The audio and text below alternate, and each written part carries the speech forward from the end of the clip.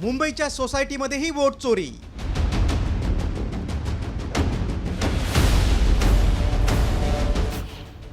राहणार फुटपाथवर, पत्ता सोसायटीचा।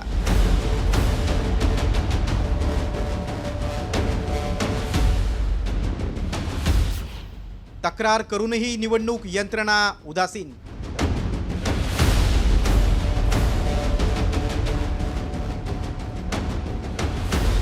मुंबईत घर नाही, आधार कार्ड नाही, लाईट बिल नाही, तरीही मुंबईतलं वोटर कार्ड मात्र आहे। तुम्ही म्हणाल हे कसं शक्य आहे, पण हे वास्तव आहे। दक्षिण मुंबईसारख्या सधन भागातला हा प्रकार आहे। धक्कादायक बाब म्हणजे चक्क फुटपाथवर राहणाऱ्यांकडे मतदार ओळखपत्र असून त्यावरचा पत्ता मात्र परिसरातल्या सोसायटींचा आहे।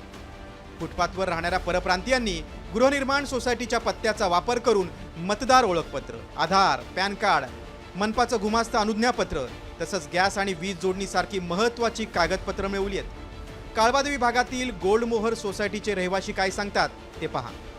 हे असं 1-2 माणसं नाहीत, अशी जवळपास 1200 माणसं आहेत। आमच्या बिल्डिंगच्या नावावर 148 माणसं आहे, जे मी इलेक्शन कमिशनला रिपोर्ट पण केलेले आहेत। 1 वर्षापासून मी त्याचा फॉलोअप करतोय। आम्ही गिरगावकर टीमची टीम पण फॉलोअप करते, पण त्यांच्याकडनं काही कॉन्क्रीट रिप्लाय येत नाहीये।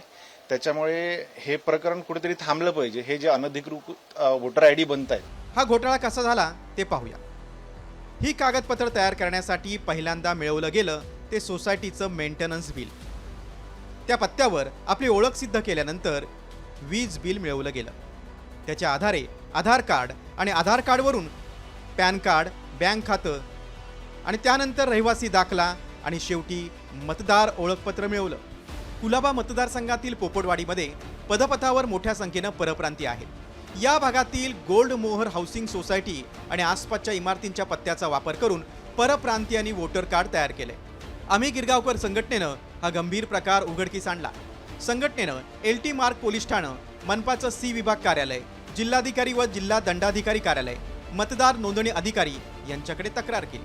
मात्र सरकारी यंत्रणांकडून प्रतिसाद मिळाला नसल्याचं संघटनेचं म्हणणं आहे की जे रस्त्यावरती झोपणारे व्यक्ती आहेत, जे कुठल्या समाजाचे असेल, काही असेल, त्यांना गोल्ड मोहरचे फ्लॅट डायरेक्ट दाखवून तिकडचे आधार कार्ड, तिकडचे रेशन कार्ड, म्हणजे तिकडचे इलेक्ट्रिसिटी बिल हे काढून देण्यात आले आणि त्या बेसिसवरती त्यांनी इकडचे रेशन कार्ड काढण्यात आले आणि आता ते सरसकट इकडे मतदान करतात। सध्या देशभरात वोट चोरीच्या आरोपांवरून राळ उडालेली आहे। राहुल गांधींनी थेट पुरावे दाखवून निवडणूक आयोगाला घेरलंय। महाराष्ट्रातही विधानसभा निवडणुकीनंतर मतदार संख्या 40 लाखांनी वाढली। या पार्श्वभूमीवर दक्षिण मुंबईतला वोट चोरीचा प्रकार यंत्रणांच्या बेजबाबदार कारभारावर प्रश्नचिन्ह निर्माण करणारा आहे। यावर साम टीव्हीनं सवाल उपस्थित केलेत। फुटपाथवर राहणाऱ्यांच्या हाती सोसायटीची कागदपत्र कशी गेली? फुटपाथवर राहणाऱ्या परप्रांतीयांकडील कागदपत्रांची फेर तपासणी का केली गेली नाही?